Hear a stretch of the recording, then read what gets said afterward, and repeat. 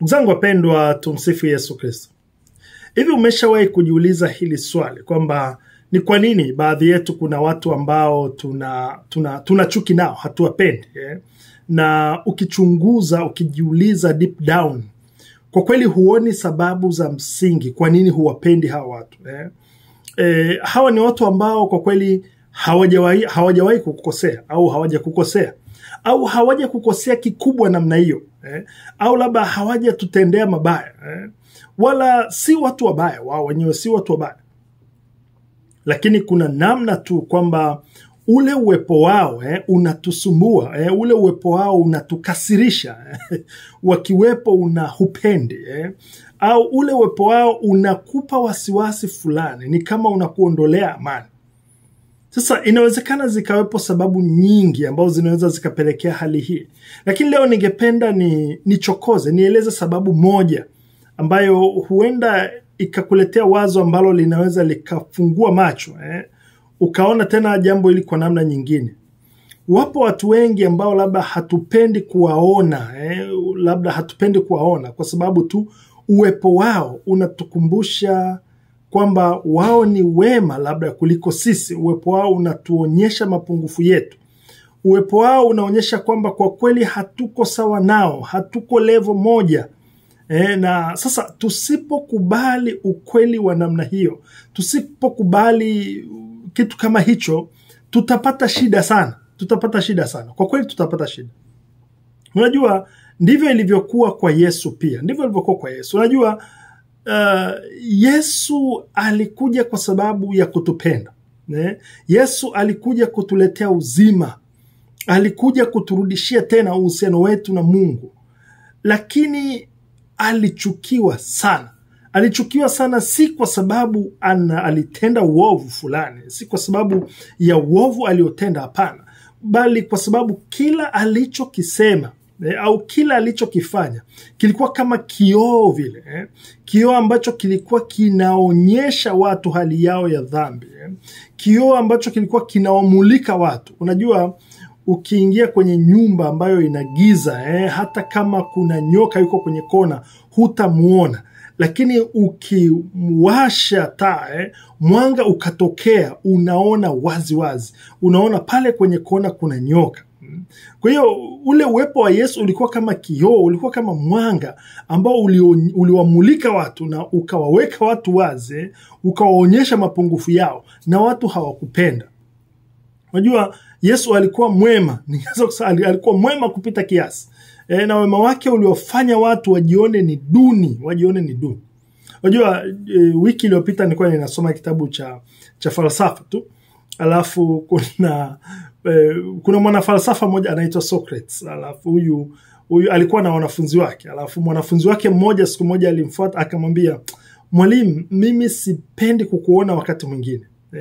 Kila ninapokuona unanikumbusha jinsi nilivyo muongo na wewe ulivyo mkweli." Yaani anasema nikikuona tu nakumbuka nilivyo muongo na wewe ulivyo mkweli. Ndugu zangu, hivi wakati mwingine mimi nimejiuliza, hivi wakati mwingine hatufanani na yule mwanafunzi wa Socrates kweli, kwamba huenda tunawatendea watu wengine hivyo huenda tunawatendea hivyo huenda hatuwapendi baadhi ya watu si kwa sababu wametukosea, lakini kwa sababu tukiwatazama tunakumbushwa mapungufu yetu. Tunakumbushwa mapungufu yetu. Unajua, mwigizaji mmoja maarufu sana, nilikuwa ninatazama mahojiano yake. Alafu kwenye yale mahojiano yake akasema kwamba ninamchukia sana mpenzi wa Robin Padilla kwa sababu kila ninapomuona nakumbuka kuwa ngozi yangu si nzuri kama ya kwake. Yaani anamchukia tu mtu kwa sababu anaona yeye ana ngozi nzuri kuliko yake. Yaani huyo mtu ana ngozi nzuri kuliko yake yeye. Sasa ndugu zangu, hizi hali zipo kila mahali. Hizi hali zipo kila mahali.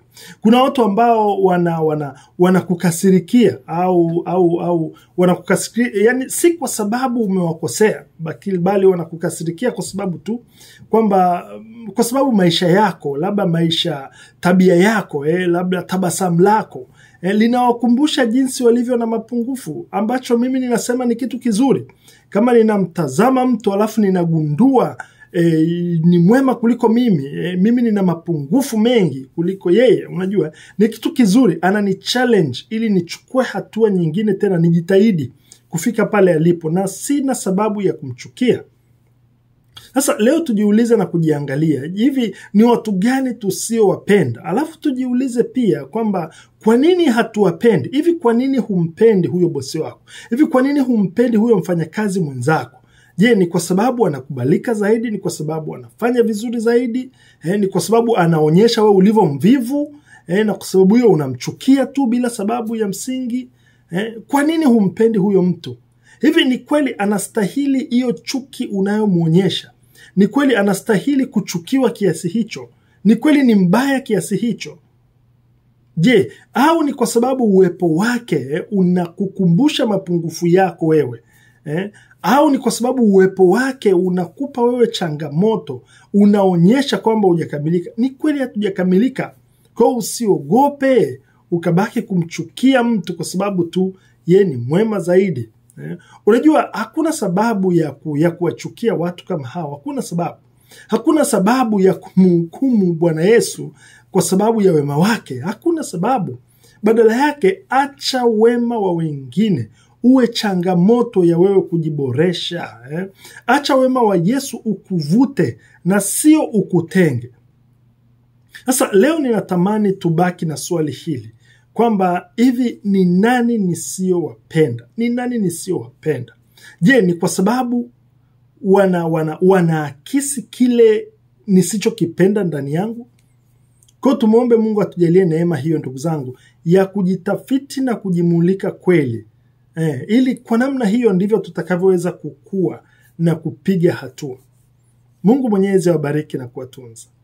Kama ni mara yako ya kwanza unatazama ujumbe huu na umeupenda, nitafurahi kama utaushare kwa ndugu jamaa na marafiki, kwa watu wengi, ili na waweze kujifunza na kupata ujumbe huu.